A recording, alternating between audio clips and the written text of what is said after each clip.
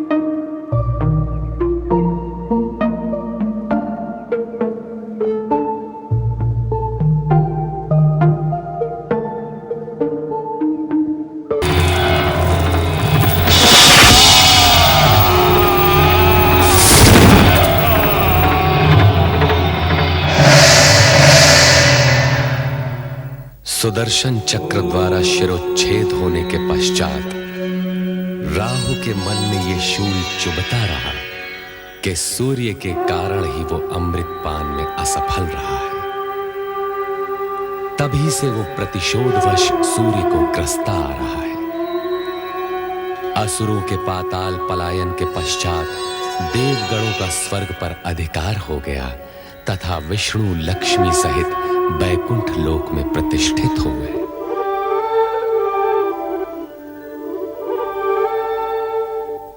हे जगदीश्वर श्री हरि, आपको पति के रूप में पाकर मैं धन्य हो गई। अब मेरे लिए क्या आज्ञा है स्वामी? हे महालक्ष्मी, तुम्हें समीप पाकर हम पूर्ण हुए। लक्ष्मी और नारायण को एक साथ देखने के लिए हमारे सारे भक्त लालायित हैं। मैं भी तो समुद्र के जल से आपके चरणों में आने की प्रतीक्षा कर रही थी स्वामी। इतने लंबे समय तक मुझे अपने से दूर क्यों रखा भला? हे महालक्ष्मी, हर कार्य पूर्व निर्धारित समय पर ही होता है। भगवान शिव की इच्छा अनुसार समुद्र मंथन जब होना था तब ही हुआ और हमें तुम प्राप्त हुई। नारायण नारायण। वैकुंठ में लक्ष्मी नारायण के प्रथम दर्शन करके आंखें धन्य हो गई। प्रणाम जगदीश्वर, प्रणाम माते। ये सृजनकर्ता ब्रह्मा जी के मानस पुत्र नारद है महादेवी, जो सारी सृष्टि में भ्रमण करते हुए भगवत भक्ति का प्रचार करते हैं। और अब मैं लक्ष्मी नारायण की भक्ति का प्रचार करूंगा। माता लक्ष्मी, आप तो धन वैभव की देवी हैं। आपके भक्तगण आपकी आराधना के बिना धन, धान्य और वैभव कैसे प्राप्त कर सकते हैं? नारद जी, हमारी इतनी प्रशंसा न कीजिए, कहीं हमें अभिमान हो गया तो? नारायण नारायण, जो स्वयं भगवान श्री हरि के चरणों में विराजमान हो, उसे तो अभिमान छू भी नहीं सकता माते। महादेवी, कितने चतुर हैं हमारे परम भक्त देव ऋषि। आपको अभिमान न हो, इसका प्रबंध इन्होंने अभी से ही कर दिया। ऐसा कहकर आप मुझे लज्जित न कीजिए प्रभु।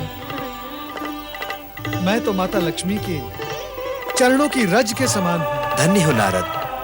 अब यह बताओ, तुम्हारे आने का प्रयोजन क्या है? प्रभु, आप मुझे प्रयोजन पूछकर लज्जित न कीजिए।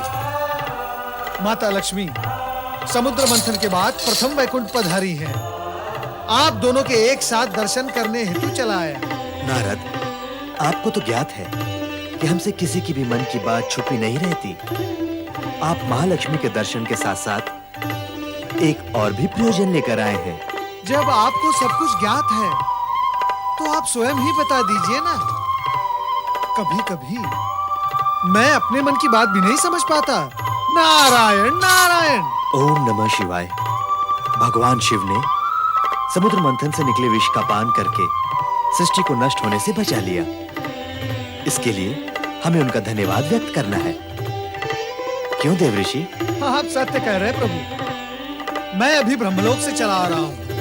परमपिता ब्रह्मदेव ने भी मुझसे यही कहा। उन्होंने ये भी कहा कि देवराज इंद्र सहित सभी देवता भगवान शिव शंकर के प्रति अपना आभार व्यक्त करने के लिए कैलाश की ओर प्रस्थान कर रहे हैं। तब तो हमें भी वहां प्रस्थान करना होगा। कैलाश में भगवान शिव तथा माता सती के दर्शन भी हो जाएंगे। यह तो अति उत्तम विचार है देवी। अब आप मेरे यहाँ आने का प्रयोजन समझ गए प्रभु। नारायण नारायण। सच पूछिए तो मैं आप दोनों को यहाँ से कैलाश ले जाने आया हूँ, परमपिता ब्रह्मदेव की आज्ञा से। आप तो सचमुच चतुर हैं नारद जी। प्रभु आपसे भली भांति परिचित हैं। तो चलो कैलाश चलते हैं।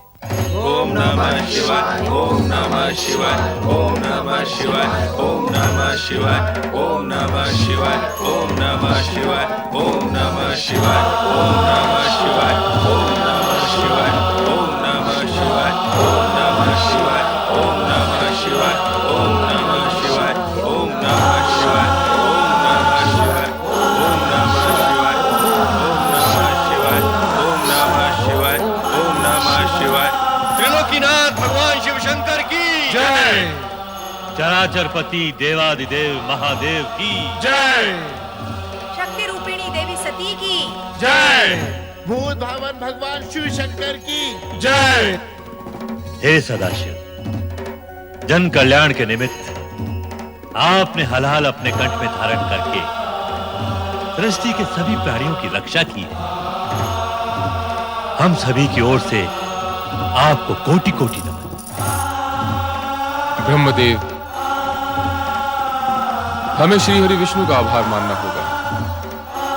इन्होंने पहले कश्यप फिर मोहिनी रूप धारण किया, राहु का वध किया और अमृत की रक्षा की। समुद्र मंथन के सफल आयोजन ने न्याय और नीति की सार्थकता सिद्ध कर दी है भोलेनाथ।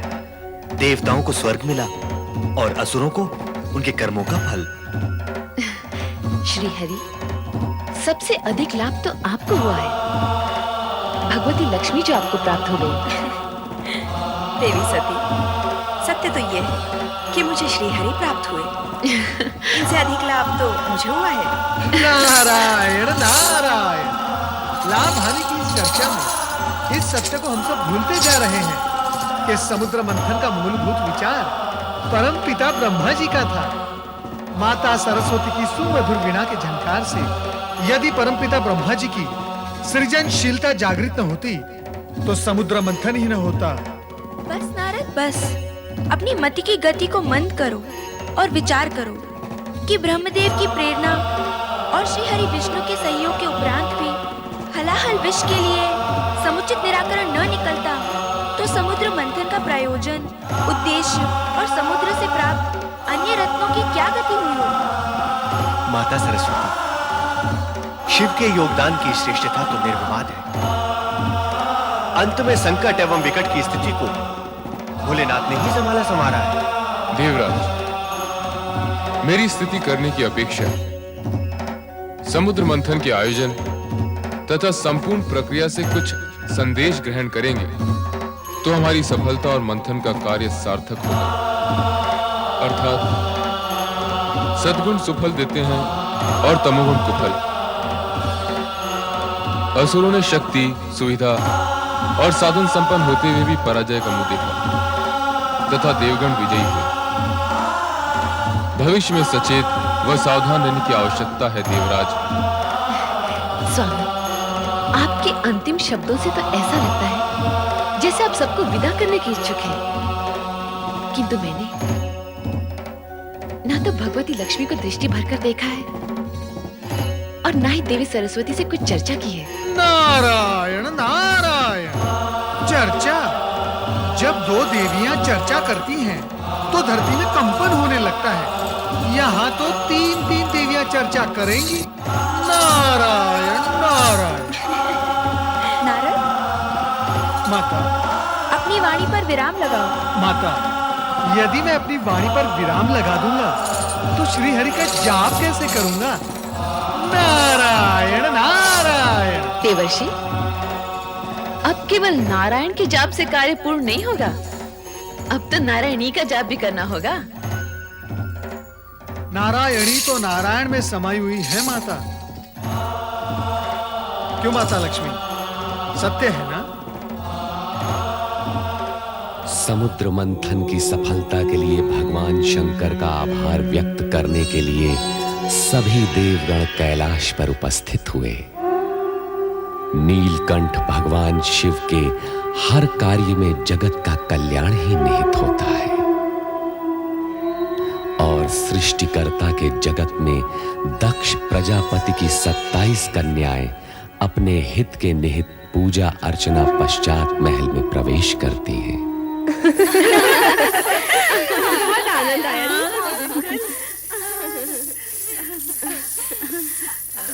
प्रणाम पिताश्री। प्रणाम माते। आयुष्मान भव। कहाँ से आई हो पुत्रियों? चंद्र पूजन के निमित्त गई थी माते। चंद्र पूजन? चंद्र पूजन ही क्यों? उत्तर दो पुत्रियों, उत्तर दो। तुम ही बताओ ना। तुम बताओ ना। तुम ही बता दो रोहिणी बहन। जिस प्रकार बहन सती ने अपने अभीष्ट वर को तपस्या से प्राप्त किया, उसी प्रकार हम भी अपनी पूजा अर्चना आराधना से चंद्र देवता का हृदय जीत उन्हें पति रूप में पाना चाहती हैं। देख लिया महारानी, देख लिया अपनी पुत्री सती को ढील देने का परिणाम। अब ये सब की सब उसी के दिखाए हुए मार्ग पर चलने का प्रयास कर रही हैं। स्वामी, अपनी पुत्रियों के विवाह तो हमें करने ही हैं। चंद्र अति सुंदर और तेजस्वी देव पुरुष है। यदि वो इन्हें भाग गया है तो आपको विवाह करने में आपत्ति नहीं होनी चाहिए। हमारी पुत्री सती अपने पति ग्रह में कितनी प्रसन्न है। इन्हें भी इनका मनोवांछित पति मिलेगा तो इनके सुख के प्रति भी हमें कोई शंका नहीं रहेगी। किंतु सभी पुत्रों का विवाह एक ही वर के साथ करने का विचार मुझे कुछ अनुचित सा लग रहा है। तुम किसी एक कन्या के विषय में कहो तो मैं चंद्र के माता पिता अत्रि और अनुसुईया के सम्मुख इसी क्षण विवाह का प्रस्ताव रखने को प्रस्तुत हूं। पिता का कहना उचित है पुत्रियों।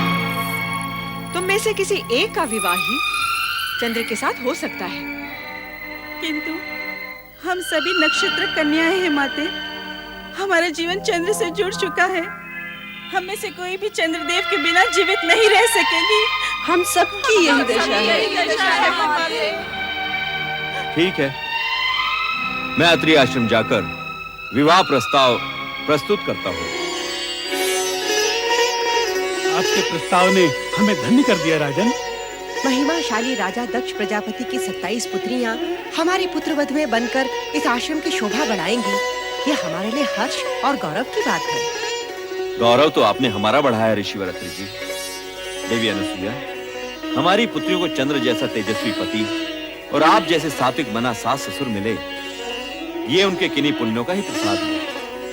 अब आप आज्ञा दीजिए, विवाह का शुभ मुहूर्त निश्चित होते ही आपको सूचित करूंगा। जैसा आप उचित समझे। प्रणाम ऋषिवर।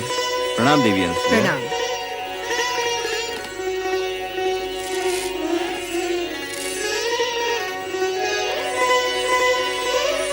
27 नक्षत्र कन्याओं के आगमन से यह आश्रम जगमगा उठेगा। आश्रम ही नहीं, आकाश से स्थित चंद्र महल भी। किंतु क्या स्वामी? मैं सोच रहा था, हमारे पुत्र चंद्र का चित्त अति चंचल है। क्या वो 27 पत्नियों के प्रति अपना पति धर्म एक रूपता से निभा पाएगा? विवाह के बाद का चिंतन ना करें स्वामी। चिंता करने से होगा भी क्या? क्योंकि इन नक्षत्र कन्याओं का चंद्र से विवाह होना विधि का विधान है और हम इसे हर्ष पूर्वक स्वीकृति दे चुके हैं।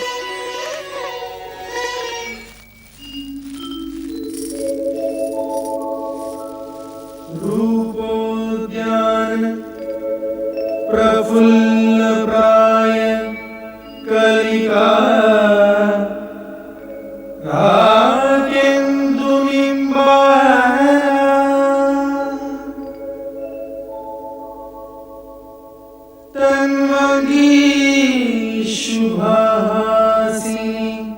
सुरसिका क्रीडा कला संरति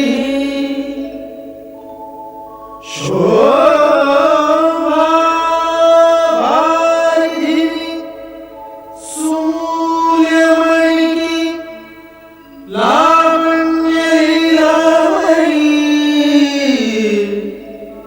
शंछाया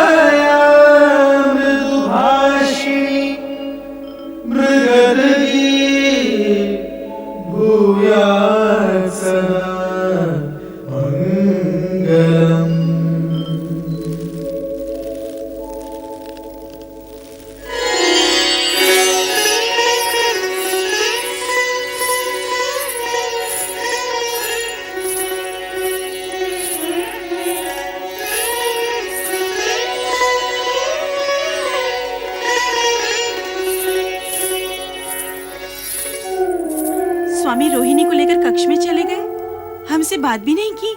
क्या हम बात करने के योग्य भी नहीं थे, जो हमें बिना कोई आदेश दिए चले गए?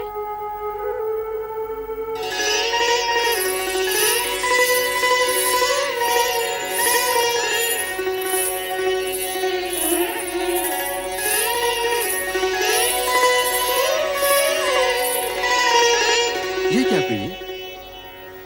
मिलन की इस बेला में जब चंद्र रोहिणी को अपने शीर्ष पर सजाने का इच्छुक है, तो रोहिणी उससे छिटक रही है। क्या हम तुम्हें प्रिय नहीं? आप जैसे सुदर्शन पति को पाने के पश्चात भला कौन पत्नी ये कहेगी? किंतु आपका प्रेम ग्रहण करते हुए मेरे मन में ऐसे भाव आ रहे हैं जैसे मैं अपनी बहनों का प्रेम अंश उनसे छीन रही हूँ। प्रिय, पत्नी होना एक धर्म है, प्रेमिका एक भाव। तुम्हारी बहनें मेरी पत्नी अवश्य हैं, परंतु मैं प्रेम केवल तुम ही से करता हूं। ये रात्रि की बेला बातों में व्यर्थ गंवाने के लिए नहीं है प्रिय। चलो विहार करें। अभी आपने कहा कि पत्नी होना एक धर्म है, इसी प्रकार पति होना भी एक धर्म है। और ये धर्म कहता है कि अपने प्रेम को सभी पत्नियों में समान रूप से वितरित किया जाए। किंतु आपने मेरी अन्य बहनों को प्रेम पिपासा में छोड़कर उचित नहीं किया। उनकी दशा उस चकोरी के समान हो गई है जो चंद्र के लिए हमेशा तड़पती रहती है। ऐसा प्रतीत होता है कि हम सबसे अधिक प्रेम स्वामी रोहिणी को ही करते हैं। विवाह 27 दक्ष पुत्रियों के साथ और प्रेम केवल एक के साथ, ये तो सर्वथा अन्याय है। हाँ, अन्याय है। ये अन्याय असहनीय है, दुखदायी है। क्या हमारा जीवन पति प्रेम पाने के लिए इसी प्रकार तड़पता रहेगा? नहीं, पति प्रेम पाने के लिए हमें कोई न कोई उपाय करना ही होगा, प्रयत्न करना ही होगा कि हम स्वामी के प्रेम पात्र बने, प्रेम पात्र अवश्य बने। तभी से तुम्हें प्राप्त करने की कामना में दग्ध हो रहा हूँ। जब तुम्हें प्रथम बार देखा था और अब जब हम मिलन के इतने निकट हैं, तो तुम तर्क पर तर्क की जा रही हो। मैंने तो केवल इतना कहा कि पति रूप में अपनी अन्य पत्नियों की उपेक्षा करना आपका धर्म नहीं है। प्रेम, धर्म, कर्म, जात, पात, रीति नीति कुछ नहीं जानता। प्रेम की परिभाषा तो सबसे निराली होती है, और यदि तुम इस परिभाषा का अर्थ जान जाओगी तो स्वयं कच्चे धागे की तरह मेरे पीछे पीछे खिंची चली आओगी।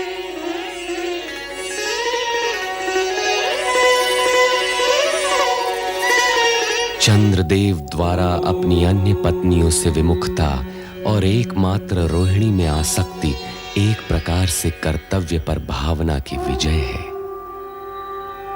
चंद्रदेव पति पत्नी के संबंधों की पवित्रता व धर्म को भूल गए। संभवतः ये भी भगवान शिव की असीमित लीला का ही परिणाम हो, पर ऐसी विजय की सराहना कदापि नहीं होती जिसमें भावना कर्तव्य से श्रेष्ठ हो जाए।